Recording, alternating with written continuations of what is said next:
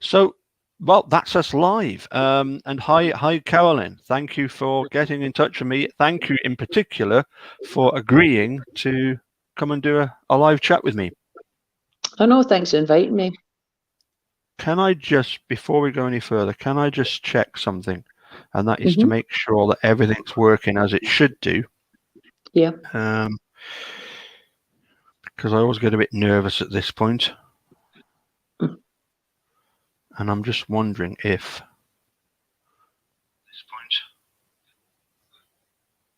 no, the sound seems absolutely fine, so that's good. That's the only thing you've got to worry about when you're doing a live video is that that we can be seen and heard, and as long as both of those boxes can be ticked, then that's good. Then we're good to go. So Caroline, you're from Edinburgh area. Yeah. And you got in touch with me or less than a week ago, I think. Was it just under a week ago? Yeah. And it was as a result of well, let's just cut to the chase. So you'd noticed that I posted a video and made some comments about my local MSP, Christine Graham. I'd had various exchanges with going back to various other MSPs, one of which was Owen Thompson, who was the MSP for that area of Midlothian, where Dalkeith is, and he then said, well, I can't go any further forward. I can't do anything because it's because of where you live. You have to get in touch with your local MSP. And so I believe that's what you did. I've contacted quite a few members. I've had a couple of box standard, I'm not interested, go away replies. Luke needs to get independent, independent lawyer, and some no replies. Yep. But this was the only one that had any kind of interest in it. Yep. So I was quite kind of positive in a way. Yes, I must admit, I also got the standard reply from the sort of from the government, as it were, and it was along the lines of everything's been done correctly, and I can't help asking the question, but how do you square the circle of the fact that when I watch Stephen Avery and Brendan Dassey, I see things going on there that I'm thinking, thank goodness I live in Britain, thank goodness I live in Scotland, because those sort of things wouldn't happen here. Stephen Avery, Brendan Dassey, they wouldn't even get to trial. And then you realize, my goodness, what happened with Luke, being named in the newspapers, constantly in the newspapers as how on earth do you square the circle of the complete destruction of the presumption of innocence and the problem of poisoning the jury pool? Yeah, it's. Shall we have a quick look at? Actually, Caroline, can I just quickly ask you first? When did you first realise about this particular case? Well, when it first happened, of course, but at that time in my life, I was really busy. I was looking after my brother and my mother, and I just couldn't believe that something so brutal had happened to a young girl. But one of the thoughts that didn't cross my mind was, oh, it must have been her 14-year-old boyfriend that did it. Because he was really vicious and just horrible. And then as the time went by and the newspapers kept printing all this devil spawn and maniac and taking pictures, I actually stopped buying newspapers. And to this day, I don't buy them. Maybe 2 a year. I just think it's absolute nonsense. And then time goes by, you're busy with your life. I had my own business. And then I think it was in 2007, Dalkeith Police took in a stray dog. And nobody told each other. 10 days later, they noticed a smell and they found the dog dead. Wow. And I kind of wondered, are they the 10 police officers that were involved in the Luke Mitchell case? Yeah. I was thinking, wow, you know. And I never really heard anything until I saw, popped up my Facebook that there was going to be a documentary. Mm-hmm. And I spoke to my brother and I says, I really want to watch that. I didn't realise he was in Shotts prison. Mm-hmm. And my brother goes, well, you should see the Brendan Darcy and Stephen Avery, watch that on Netflix. Yep. And that's when I started reading everything I could about it. And Yep. buying the book, of course. Yes. Yep. And what did you make of, first of all, of the documentary Murder in a Small Town? What did you make of it? Well, I think it was very honest. It was believable, certainly. Yeah. And the facts that come out, but it's even more so in the book. Mm-hmm. And you just realise what an absolute disgrace. How did DCI Craig Dobie get to the position he did get if he didn't even know about an identity parade for suspects? Mm-hmm. Who did you think the parade was for? People who were already in jail. Yes. It was just one after the other, and it's like leaving the body out in the rain, uncovered. The first, it just on and on and on. It was one thing, and the poor two families have been absolutely, well, especially Luke has been totally destroyed. His mother. Yep. I can't even begin to imagine how he feels right now, and I think it's a product of how he was his upbringing, on how he's handled himself, and the police interrogations, and how he's handled himself in prison. You know, how he was brought up. You know, that has definitely helped him. I mean, if you're kind of local, I was also local in the fact that although I'm 25 miles down the road, you know, I go to I've been going through to Edinburgh basically 2 days a week since 1983. So I just wonder. It was such a shocking case. I do have a certain sympathy for the police in that, you know, something like this has never happened before, and luckily has never happened since. That, you know, a 14-year-old girl has been attacked in this way. And any sympathy for the police with the kind of pressure that they would be under to try and at the time, yes, but now no. Yeah. The more you dig and delve, the more you read, the more a disgrace the system becomes, and the police officers involved. How did, as I say, Craig Dobie get to that position and oversee this murder case so badly? Is it because the police are ill trained? Yep. There's not enough training given. Sorry. No. Carry on, Colin. I was. I mean, there's got to be some, and they need to be held accountable. The justice system is so wrong; it needs more transparency in it. It's just, yeah. In the beginning, I did have, but then when other people began telling me things about the police force and police officers indeed themselves, I've got a few that come into my workplace, and over the years, they were in with all the boys, and then suddenly they were outcasts, and everyone turned on them. So they were getting out the business and taking early retirement. So yeah, no, I don't have any sympathy for them. No, not to do what they did.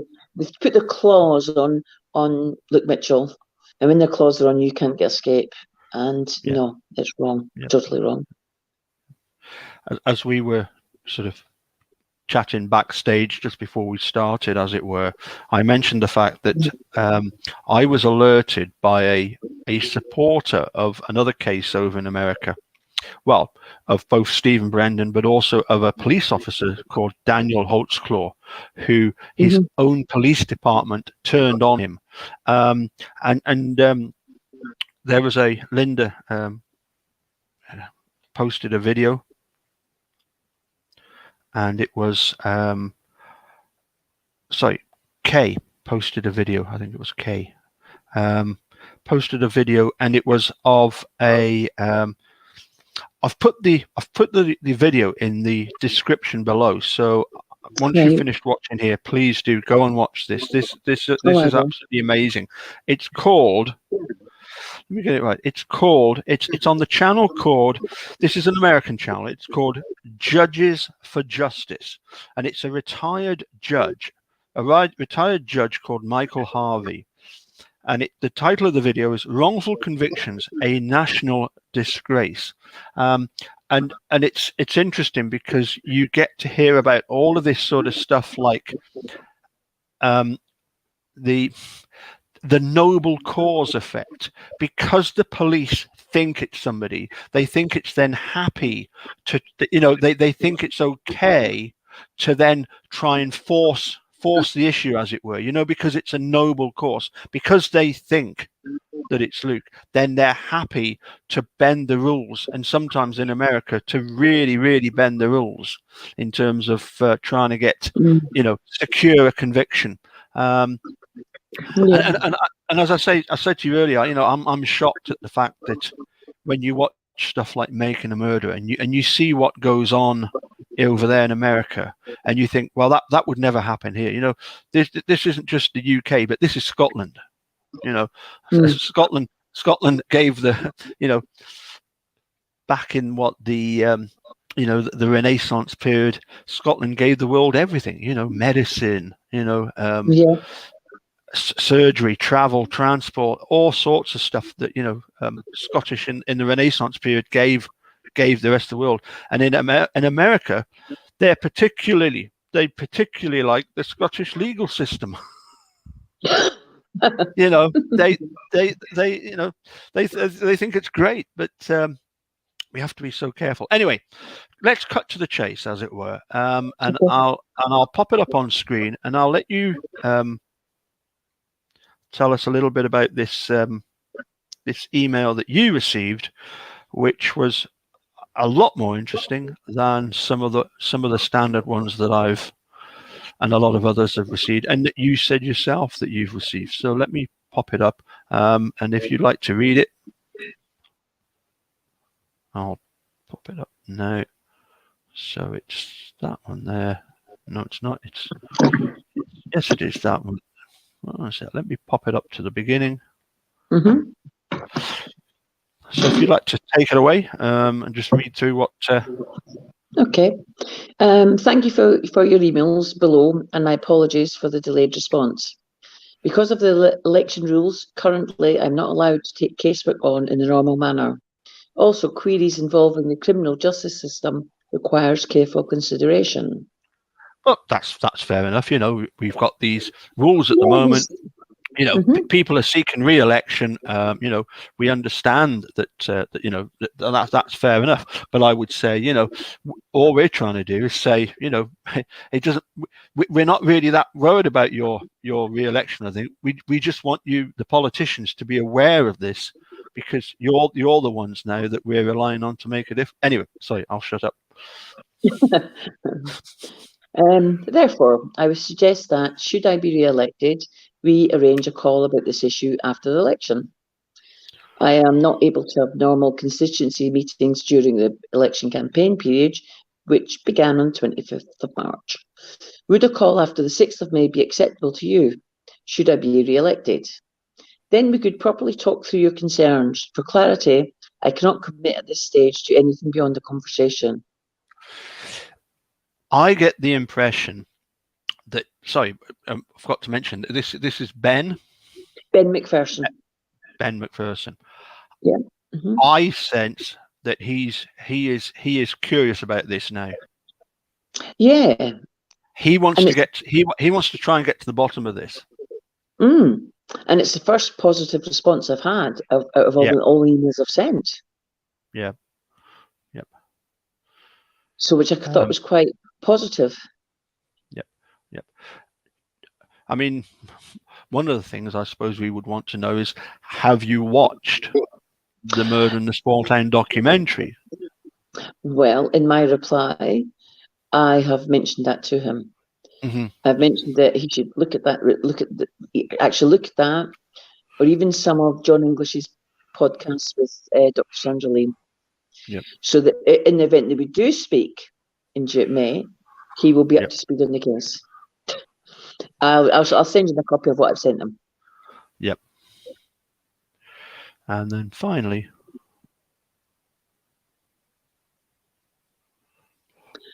also, it would be good to understand what your locus is in this case. Is Mr. Mitchell a friend, a relative, or are you simply objectively interested as a member of the public? Regards, Ben.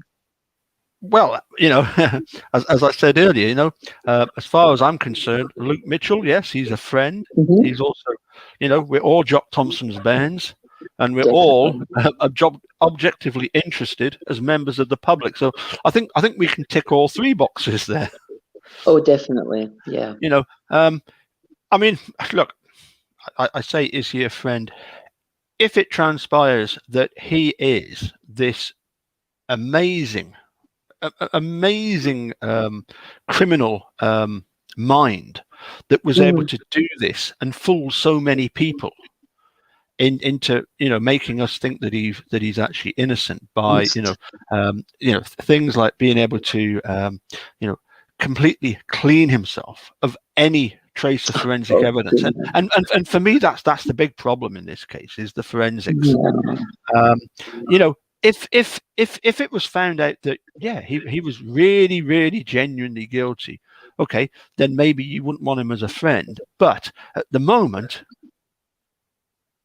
what the way I see it is that the forensics are telling us, the Forensic Institute, the director of the Forensic Institute is telling us it wasn't him.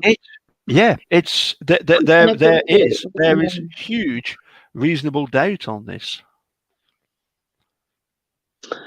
Yeah, something needs to be done, and just as an ordinary person, the only thing we can do is lobby our MSPs, government, have some protests. There's not much else we can do. And people that this has happened to before, I mean, your Joe Steels and the Guildford Four, and they need people on the outside fighting for them, because the justice system is ludicrous. It's a joke. The appeal system is wrong. I mean, the whole thing just stinks.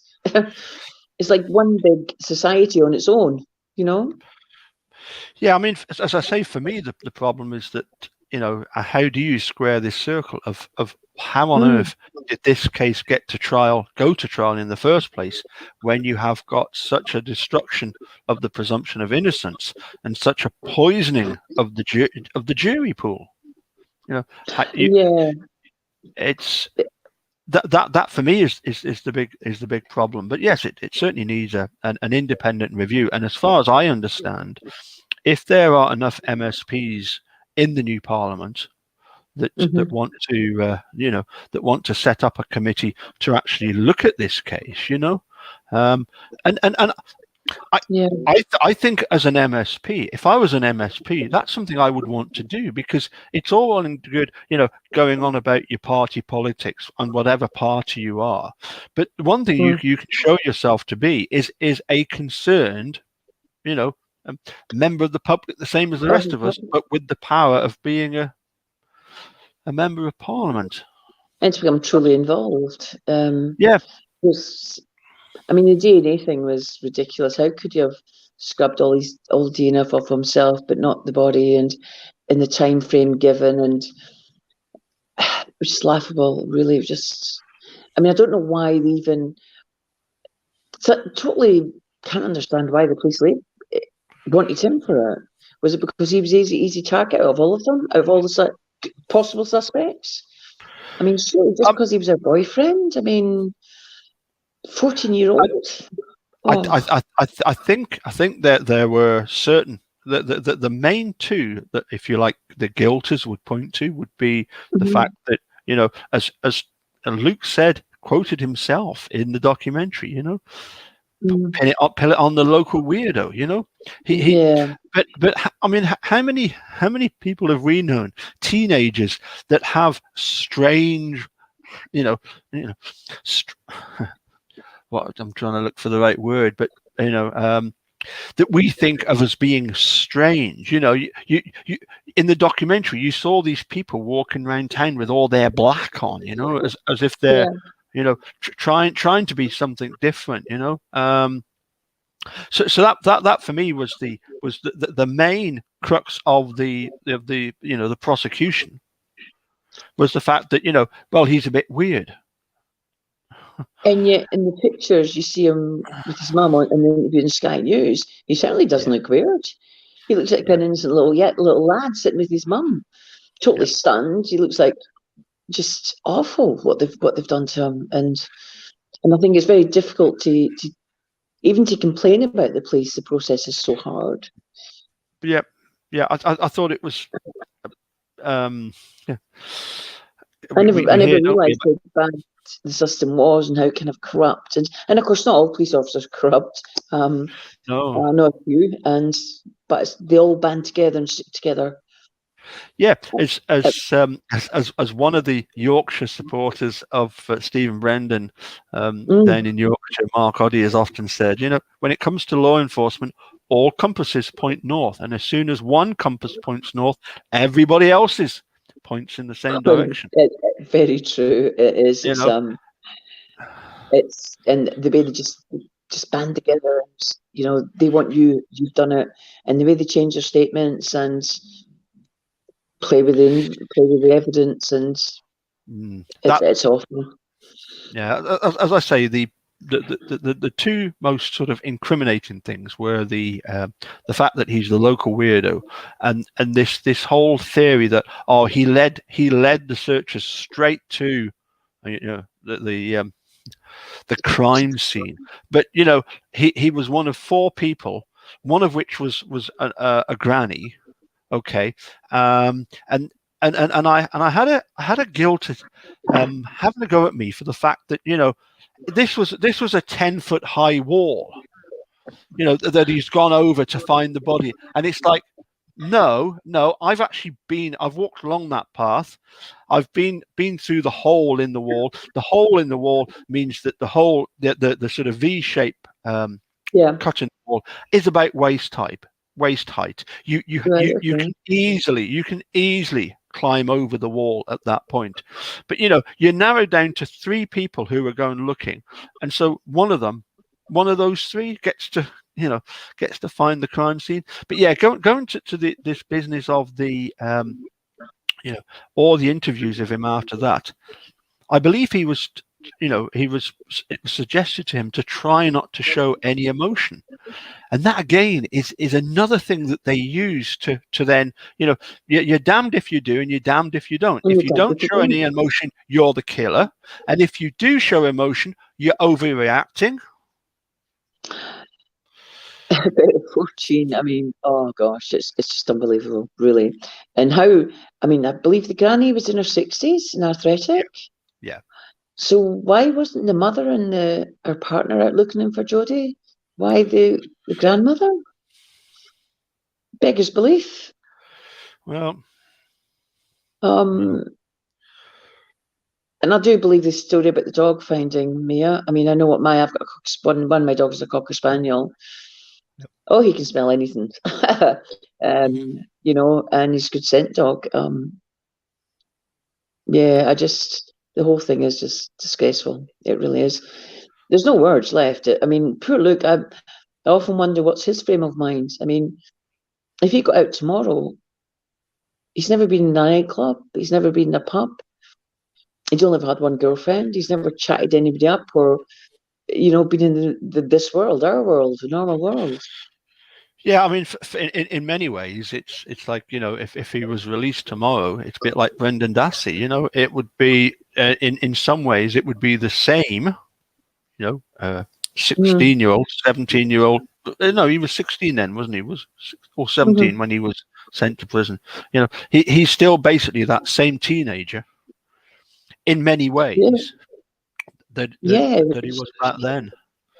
And then to read that he wouldn't even be compensated if he was not guilty on appeal or dismissed until they found the real killer, and the real killer was convicted. What a lot of bullshit! Yeah, wow. And unfortunately, that's the way the system works, isn't it? Certainly it's slightly different over there in America in the fact that hopefully Wisconsin are seriously thinking about the problems that they've caused. The Department of Justice is going to cause them by their attempts to get rid of Stephen Avery. Well, I've just started watching the Stephen Avery case, and I've watched a couple of episodes, and wow, wow.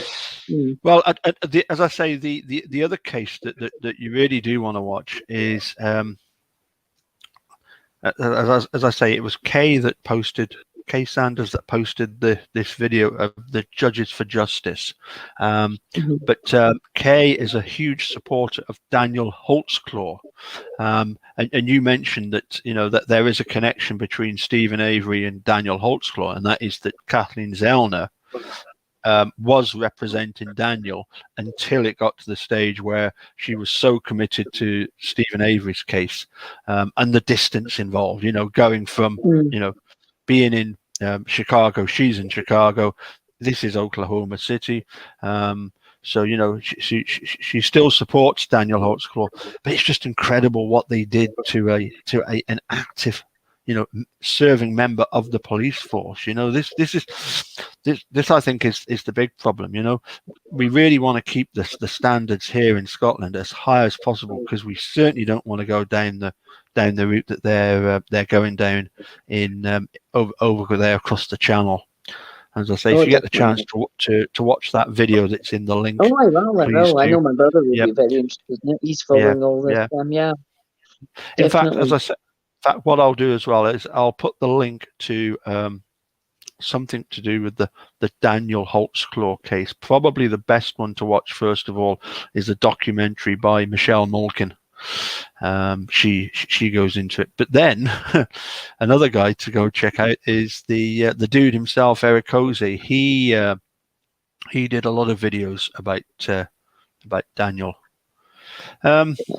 Listen, I'm not going to keep you much longer. I would like to thank you very much, Caroline, for sharing that email with me, because I did find it very interesting, as you say, that just in case anybody hasn't seen it already and it has joined late, let me just put that up once more so that everybody can see this response. That sorry, let's give the guy his proper title. What's the Ben? Is it McPherson?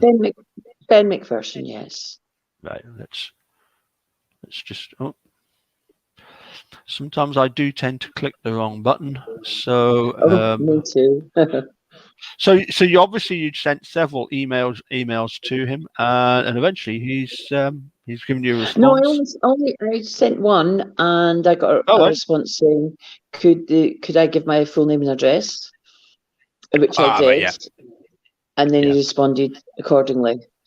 But as I said, I've had many non-replies, but I'm going to keep doing it. I think it's the way forward, to keep it in the public eye as much as possible. That's the thing, isn't it? It's how to move forward. Yeah. Sorry, we'll just read through this. No, just like how to keep it in the public eye, how to do the process, keep lobbying your MSPs. That's what they're there for. They work for us, so is the police, supposedly. Yeah. And keep emailing, keep bombarding them, and if we can get enough people on board, maybe Luke might get out in time to spend some quality time with his mother, which he truly deserves. They both deserve. Yep. So we'll just move on to just as I say, just in case anybody hasn't yet has just joined late and hasn't yet seen this this response, which I thought was very good. Particularly would a call after the 6th of May be acceptable to you? Should I be re-elected? That's good. Ben, you might have garnered yourself a couple of votes, because of the, because that's what it can boil down to. Regards exactly, Ben. It's votes. And hopefully it does some good. But I still have more emails to go, and I will forward you my reply to Ben, and I'll certainly keep you updated and posted if I receive anything further. Yeah, what I was going to mention is that as both a gigging musician myself and also as a music teacher, and had lots of people go on and do gigs themselves. One of the things that you're always going to get is occasionally, you might be doing a gig and somebody didn't like what it was you played, or the fact that you didn't play what they wanted, or it could be anything. It could be anything to do with you going and playing, and it's always that one person that can almost sort of not spoil the gig for you, but you're thinking about that one person because they've actually said something. But I think sometimes that can be turned into an advantage, can't it? The fact that this case is, has just erupted, as it were, because of the documentary. I think that those of us that do get in touch with the MSPs, they will, want to, hopefully, more and more will be like Ben and want to discuss further once we elected the way forward. And as I say, I get the sense that he can see, yes, you've got this situation where he's legally convicted, he's legally guilty, but there's these question marks, and he wants to get to know a bit more about it, doesn't he? Yeah, hopefully, hopefully. But I will continue emailing and lobbying, because I can't think of anything else. I'm waiting for my posters to come because I'm in between printers. And I live in quite a heavy traffic area for pedestrians and bike cyclists, so I'm going to put them up everywhere I can. As is my brother, he gets out every day with his companion dog. Yes, we'll be putting them up everywhere we can. Excellent.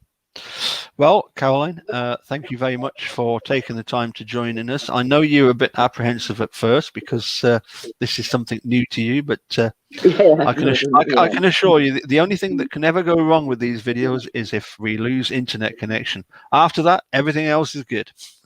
Well, yeah, it wasn't as bad as what I thought. I was a bit nervous and didn't know what to think. But no, I'm just glad to put it out there, and let's just hopefully we can keep fighting for Luke and his family.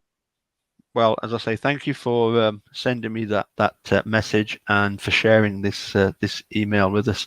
And let's hope that as you say, other people who get in touch with their MSPs will get similar responses. From the ones that are genuinely interested, and just curious. It could be one of the best political decisions some of them will ever make. To actually look at this. Anyway, thank you very much, Caroline. Thank you also to everybody in the chat.